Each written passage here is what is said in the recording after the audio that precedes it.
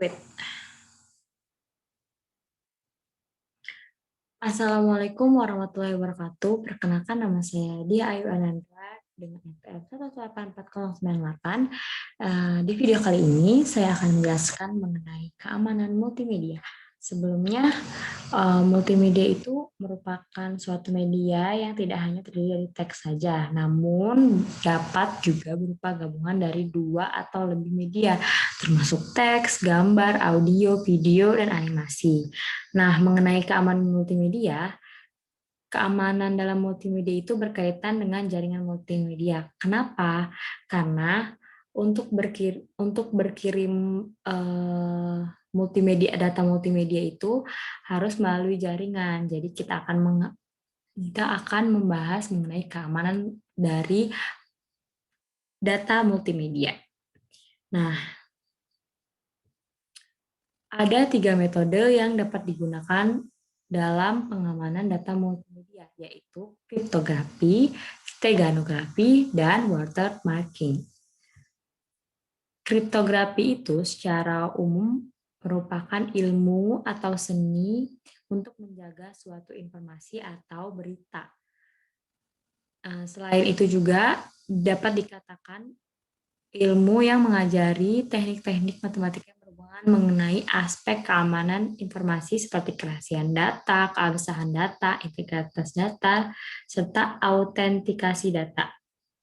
Di mana proses-proses dasar kriptografi itu dibagi menjadi dua, yaitu enskripsi dan deskripsi.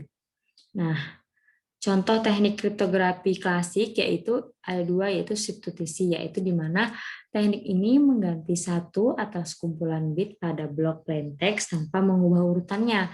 Kemudian yang kedua itu transposisi, yaitu teknik memindahkan posisi bit pada blok plain text berdasarkan aturan tertentu.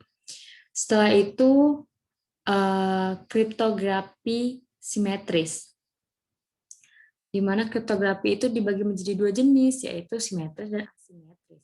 Nah, kriptografi simetris ini merupakan teknik enskripsi dan deskripsi dengan teknik atau metode kunci yang sama. Sedangkan asimetris merupakan teknik enskripsi atau deskripsi dengan dua kunci yang berbeda, yaitu mempunyai dua kunci, yaitu kunci public dan atau public key atau dan private key, kunci rahasia.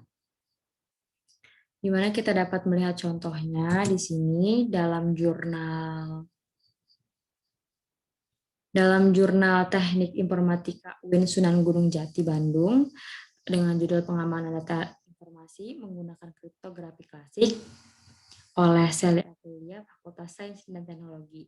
Di mana di sini contohnya yaitu plain text-nya atau teks sebenarnya ini, dan ciphertext-nya tuh atau kata sandi atau teks yang dijadikan kunci, yaitu yang dijadikan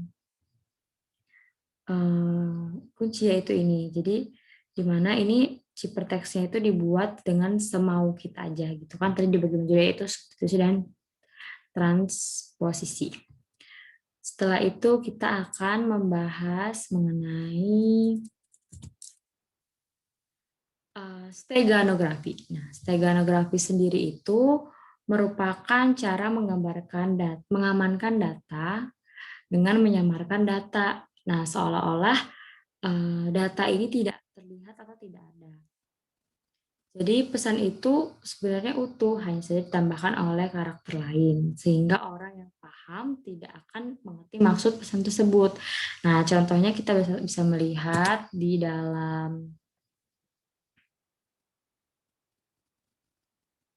sini dalam jurnal implementasi teknik stenografi menggunakan algoritma Vigenere, Schipper, dan metode LSB oleh Muhammad Fitra, Syawal, dan kawan-kawan.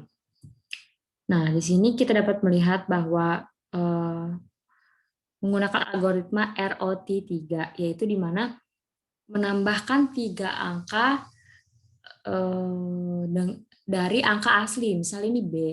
Jadi dia ciperteksnya akan ditambahkan dari tiga angka, jadi B, C, D, E. Jadi ciperteksnya bakal E, plain-nya ini ya, plain teksnya ini. Nah, jadi ini setelah sebelum pergeseran A, B, C, D, nah kemudian setelah pergeseran. Jadi dia mengalami pergeseran 3. Jadi kuncinya itu adalah mengalami pergeseran 3, geser 3. Ini contohnya di mana plain text-nya hai teman-teman, jadi menjadi KDL. Yaitu kan H-nya maju 3, yaitu HIJK, maju 3. Kemudian A-nya BCABCD, jadi maju 3, jadi maju 3 gitu. Jadi dapatkan hasil ciperteksnya itu KDL WHPKQ WHPKQ. Itu ininya ya. Kemudian kita akan membahas mengenai yang terakhir yaitu watermarking. Nah, watermarking sendiri yaitu merupakan digital yang dapat melindungi informasi file multimedia dengan menambahkan tag tertentu atau tersembunyi. Nah, teknologi watermarking itu juga digunakan dalam berbagai jenis dokumen multimedia seperti teks, gambar, kemudian suara, video, gitu. Sehingga metode ini tuh masih berkembang dan paling banyak digunakan gitu. Kemudian kita akan melihat contohnya prosesnya. Kita akan melihat proses dari watermarking. Jadi secret image atau foto rahasia ini akan ditimpa oleh cover image atau covernya lah, intinya cover, foto covernya lah. Jadi sehingga encodernya itu menimpa, kemudian encoder dan decoder ini mempunyai key. Jadi mereka tuh sama-sama memiliki yang mereka tahu gitu key-nya.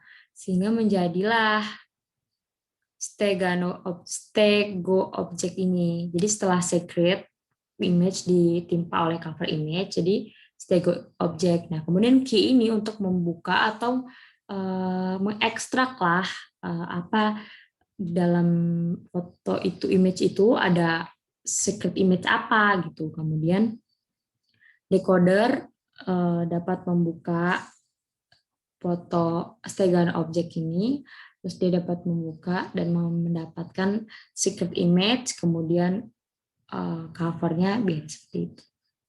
Setelah itu kita akan melihat contoh dari watermarking sederhana. Ini image watermarking ya, tapi yang sederhana.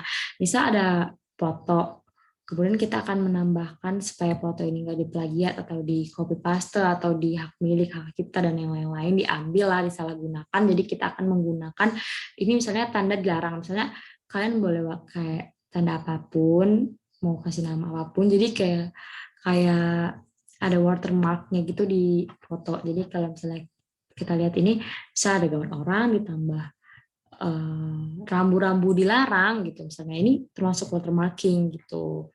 Dan watermarkingnya juga nggak hanya di image ya, bisa di audio, bisa di video gitu. Jadi dari teks juga, di teks juga sering kita lihat ada di ini di Word yang ada watermarknya itu kan kita bisa menambahkan watermark sendiri.